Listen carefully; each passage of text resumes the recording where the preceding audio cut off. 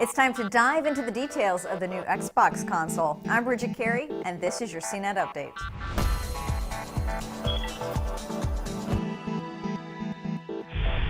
Microsoft finally unveiled its next game console. It's called the Xbox One, and it's coming out later this year. It'll come packaged with a new Kinect camera sensor and a new controller.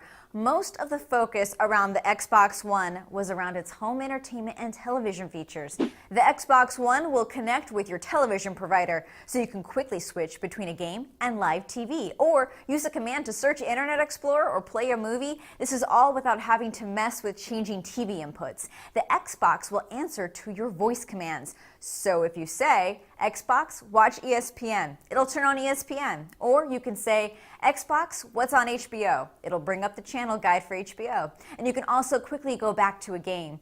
Xbox is tracking what other users are watching, so it can tell you what shows are trending both live and on demand. Xbox One will be able to give you TV recommendations, and we're told it's going to be more social with some sort of interactivity as you watch live events. One example for sports was being able to pull up live fantasy football stats on the side of the screen as the game's going on. The big question is, which television providers will this work with? The only one mentioned during the presentation was Comcast Xfinity. Kinect is getting smarter not just with voice commands, but also with detecting your movements. The camera can read more joints, so it picks up on slight rotations of your wrist or shoulder, and there's more depth. It also claims to read your heartbeat.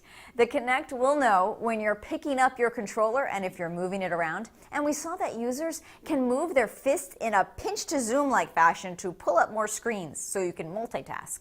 And you can use the Kinect for Skype calls. The machine itself has a 500 gig hard drive and an HDMI in and out, and the ability to play Blu-rays. As far as games go, we know within the first year of launch there will be 15 exclusive Microsoft Studios games, and 8 of them will be new franchises. One unique title was called Quantum Break, which included live action performances mixed in with the gameplay. It looks like Microsoft is saving more details for the E3 conference happening in 3 weeks. There are still many questions to answer, like how much is this going to cost? One answer we did get that many of you probably won't be happy with: there's no backward compatibility, so you won't be able to play old Xbox 360 games on the Xbox One.